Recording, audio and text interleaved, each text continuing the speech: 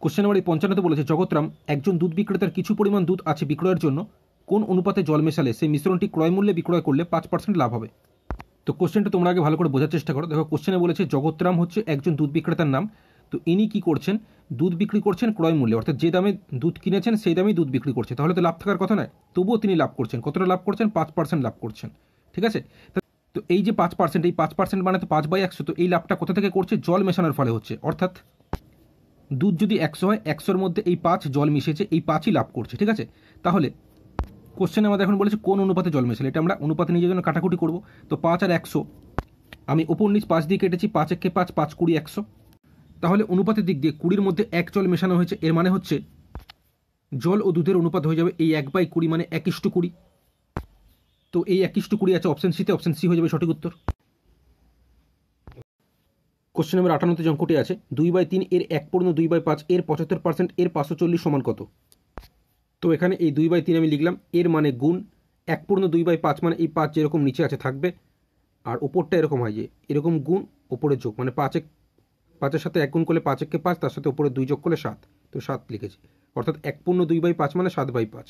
তারপরে এর আছে, এর মানে হচ্ছে গুণ 75% মানে 75/100, এর মানে হচ্ছে গুণ 540 যেরকম আছে লিখলাম।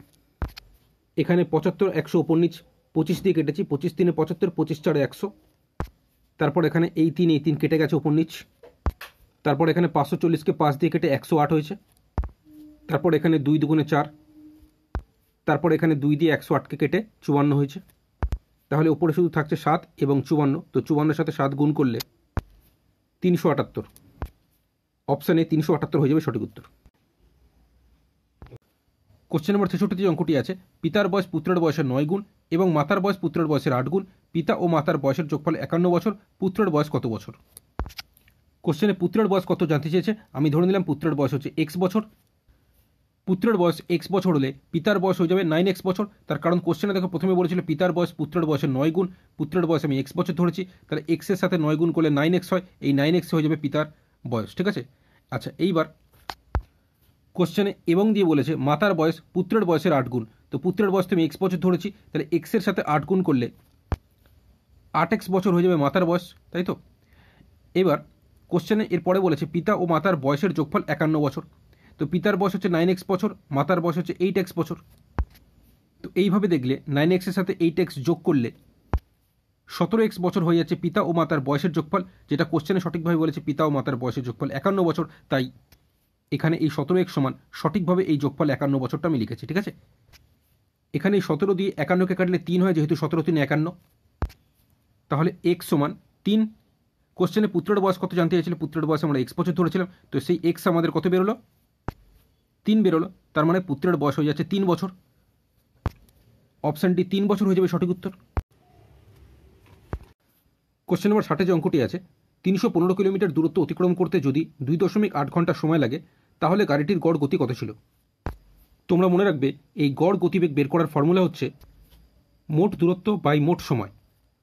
তো দূরত্ব কোশ্চেনে বলেছে 315 কিলোমিটার, তাই দূরত্ব জায়গায় 315 কিলোমিটার লিখেছি। সময়টা লেগেছে কত, 2.8 ঘন্টা, তাই সময়ের জায়গায় 2.8 ঘন্টা লিখেছি। ঠিক আছে, এবার এটা কিলোমিটার বাই ঘন্টা মানে কিলোমিটার পার ঘন্টা। ঠিক আছে, তো এই গতিবেগটা কিলোমিটার পার ঘন্টায় আমাদের এখান থেকে বেরোচ্ছে, কিন্তু কোশ্চেনে আমরা অপশানে দেখতে পাচ্ছি গতিবেগটা মিটার পার সেকেন্ডে আছে। ঠিক আছে, তো সেই কারণে এই কিলোমিটার পার ঘন্টাকে আমাকে মিটার পার সেকেন্ডে আনতে হবে। তো তার জন্য কিলোমিটার পার ঘন্টার সঙ্গে যে সংখ্যাটা থাকবে সেই সংখ্যার সাথে 5/18 গুণ করলেই সেটা মিটার পার সেকেন্ড হয়ে যাবে। তাই আমি এখানে এই 315/2.8 সাথে 5/18 গুণ করে দিয়েছি, এর ফলে কিলোমিটার পার ঘন্টাটা মিটার পার সেকেন্ড হয়ে গেল। তো এখান থেকে আমরা উত্তরটা পেলাম 31.25 মিটার পার সেকেন্ড, যেটা রয়েছে অপশন ডিতে। তাই option D 31.25 metre per second, এটাই হয়ে যাবে গাড়িটির গড় গতি। কোশ্চেন নম্বর 72 যে অঙ্কটি আছে কোন ক্ষুদ্রতম সংখ্যা 1057 এর সঙ্গে যোগ করতে হবে যাতে যোগফলটি সম্পূর্ণভাবে 23 দ্বারা বিভাজ্য হবে। অর্থাৎ এখানে এই 4টি অপশনের মধ্যে কোন সংখ্যাটি 1057 এর সঙ্গে যোগ করলে সেই যোগফলটা 23 দিয়ে ভাগ করলে পুরোপুরি মিলে যাবে, সেটাই আমরা দেখব। তো প্রথমে এখানে অপশান এতে 1 আছে, তো 1057 এর সাথে যদি অপশান এ অনুযায়ী আমি 1 যোগ করি তাহলে যোগফল 1058 হয়।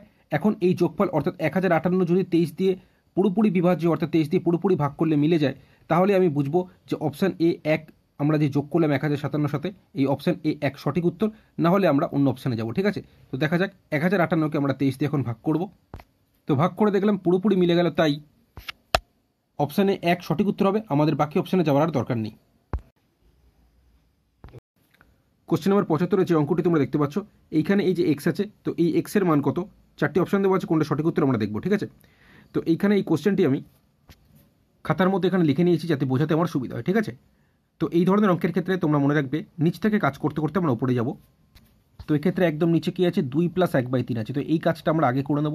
তো 2 + 1/3 মানে কত সেটা আমরা বের করে নেবো আগে। ঠিক আছে, তো রাফে আমি করে নিচ্ছি। তো এরকম যোগের ক্ষেত্রে কি করবে, এই যে 3 যেরকম আছে লিখবে, আচ্ছা এরকম গুণ হয়, আর যদি যোগ থাকে তাহলে গুণ করার পর যে গুণফলের সাথে উপরের এই সংখ্যাটাকে যোগ করে দেবে। ঠিক আছে, আর যদি বিয়োগ থাকে তাহলে বিয়োগ করে দেবে।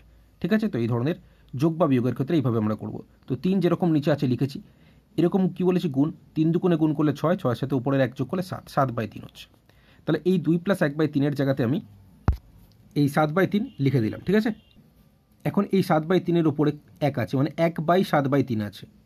তো 1 মানে এটা কিন্তু ভাগ, 1/7/3। তো ভাগ থেকে যখন আমি গুণে যাব, এই 7/3টা উল্টে 3/7 হবে। তো সেক্ষেত্রে 1-এর সাথে 3/7 গুণ করলে 3/7 হয়। তাহলে 1/7/3 এই পুরোটা মানে আমরা কত পাচ্ছি, 3/7। তাই এই 1/7/3 এই পুরোটার জায়গাতে আমি এই 3/7 লিখে দিলাম।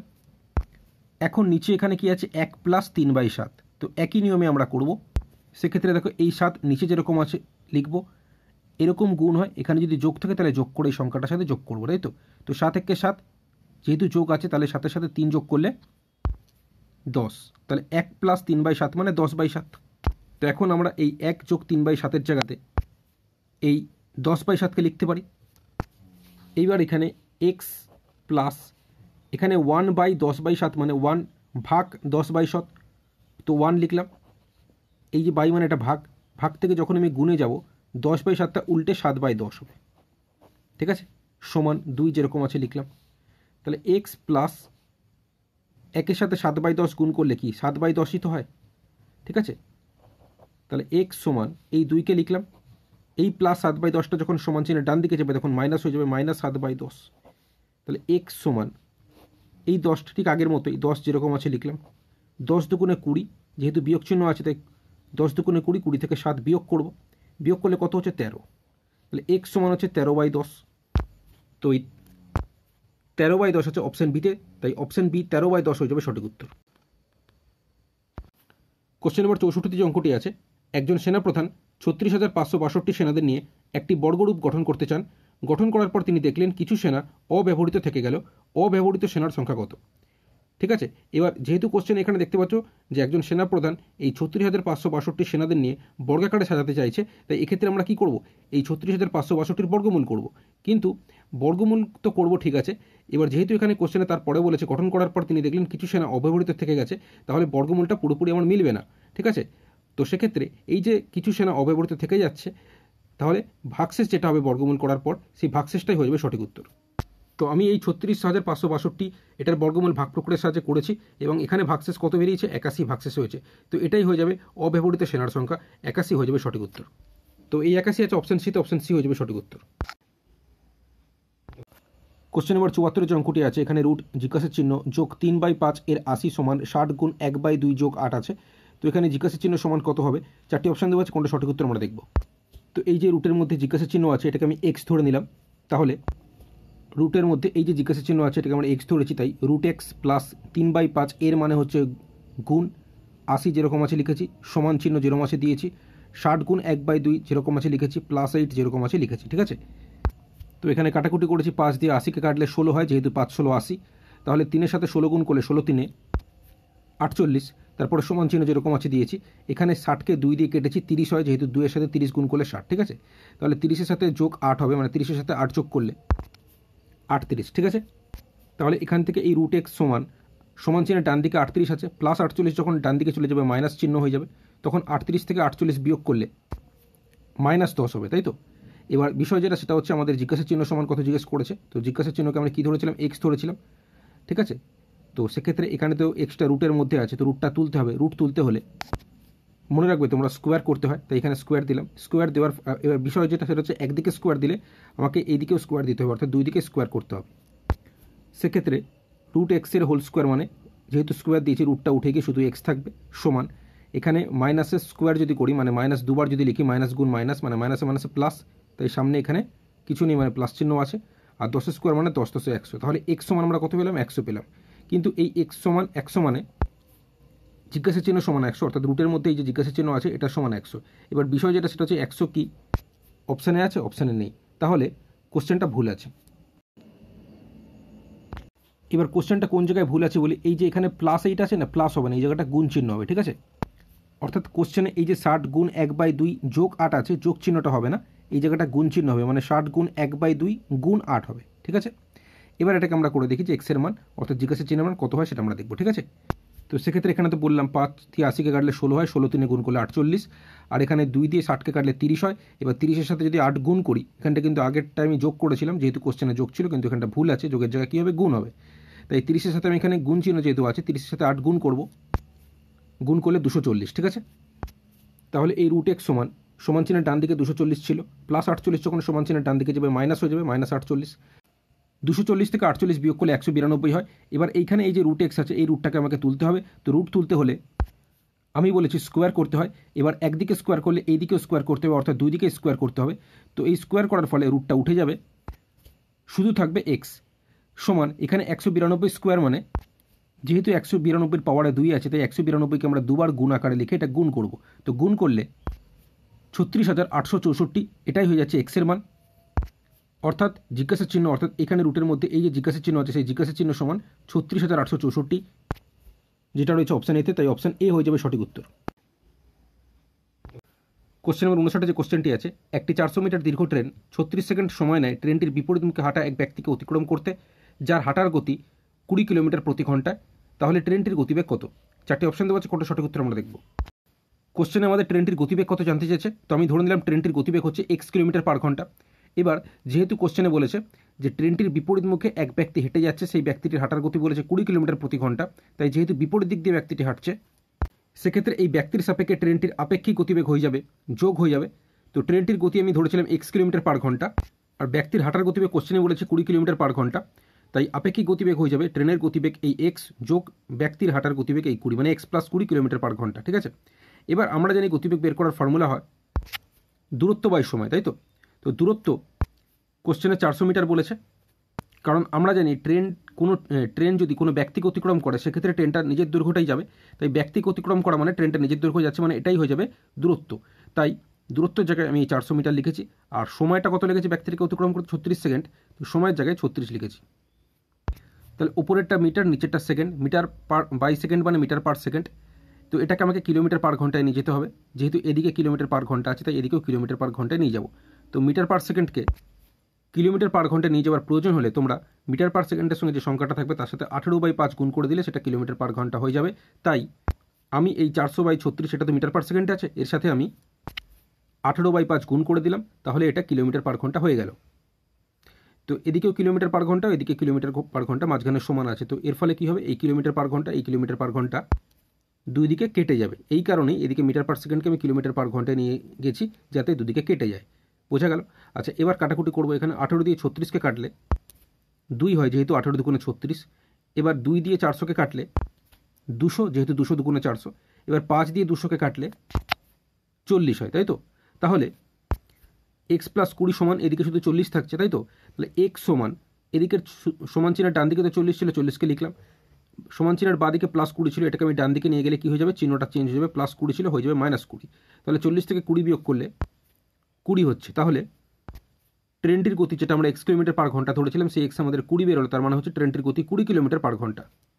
তো এই 20 কিলোমিটার পার ঘন্টা অপশান এতে আছে, অপশান এ হয়ে যাবে সঠিক উত্তর। কোশ্চেন নম্বর 73 যে অঙ্কটি আছে, গোপাল একটি সেলফোন ক্রয় করে সেটি রামকে 10% লাভে বিক্রি করলো, তারপর রাম সেই ফোনটি 10% লোকসানে গোপালকে বিক্রি করতে চাইল। যদি গোপাল এই শর্তে রাজি হয় তাহলে গোপালের লাভ না লোকসান কী হবে এবং হলে কত হবে? 4টি অপশান দেওয়া আছে, কোনটা সঠিক উত্তর আমরা দেখব। তোমরা মনে রাখবে দুটো সংখ্যায় যদি এরকম পার্সেন্টে থাকে তাহলে একটা ফর্মুলার সাহায্যে আমরা খুব তাড়াতাড়ি করতে পারবো। এবার এখানে তোমরা মনে রাখবে পার্সেন্টে এই যে দুটো সংখ্যা আছে, দুটো সংখ্যা যদি একই সংখ্যা হয় এবং একটাতে লাভ অপরটাতে ক্ষতি, অর্থাৎ যেমন এখানে কোশ্চেনে বলেছে দেখো 10% লাভে, আর এখানে বলেছে দেখো 10% লোকসানে বা ক্ষতিতে। তো এরকম ক্ষেত্রে আমরা সরাসরি এই 10 গুণ 10 লিখব উপরে, আর নিচে সবসময় 100 থাকবে, এত পার্সেন্ট ক্ষতি, সবসময় ক্ষতি হবে এরকমটা তোমরা মনে রাখবে। এবার উপরে দুটো শূন্য নিচে দুটো শূন্য কেটে দিলাম, তাহলে 1% ক্ষতি। তো এই 1% ক্ষতি বা লোকসান আছে অপশন বিতে, অপশন বি হয়ে যাবে সঠিক উত্তর। দুটো সংখ্যা যদি এরকম পার্সেন্টে থাকে তাহলে তোমরা ফর্মুলা অনুযায়ী এইভাবে করতে পারো। দেখো এখানে কোশ্চেনে দেখো প্রথমে বলেছে দেখো 10% লাভে, যেহেতু লাভে বলেছে তাই লিখবো +10। তারপরে দেখো এখানে বলেছে 10% লোকসানে বা ক্ষতিতে, যেহেতু লোকসানে বা ক্ষতিতে বলেছে তাই লিখবো -10। এবার মনে রাখবে এই প্লাসে মাইনাসে আমরা কি জানি মাইনাস হয়, তো মাইনাস লিখবে চিহ্নর। তারপরে এই দুটি সংখ্যাকেই গুণ আকারে উপরে বসাবে, যেমন এখানে 10 গুণ 10 উপরে লিখেছি বাই দিয়ে, নিচে সবসময় 100 লিখবে। এবার এখানে দেখো +10 -10 কেটে যাবে, যেহেতু প্লাসে মাইনাসে মাইনাস, 10 থেকে 10 বিয়োগ করলে 0, তাই +10 -10 কেটে দিলাম। আচ্ছা এবার এখানে দেখো কাটাকুটি করেছে উপর নিচ, 10 10 এ 100। এবার এই 10 দিয়ে 10কে কাটলে 1 হয়, যেহেতু 10 1 কে 10, তাহলে এই -1 থাকছে। যেহেতু মাইনাস উত্তর এলো তাই আমরা লোকসান বা ক্ষতি বুঝবো, অর্থাৎ 1% এখানে লোকসান হচ্ছে। যদি এখানে প্লাসে উত্তরটা আসতো তাহলে 1% লাভ হতো, ঠিক আছে। তো মাইনাসে এলো বলে আমরা লিখবো লোকসান বা ক্ষতি, মানে 1% লোকসান হচ্ছে আমাদের। অপশন বি হয়ে যাবে সঠিক উত্তর।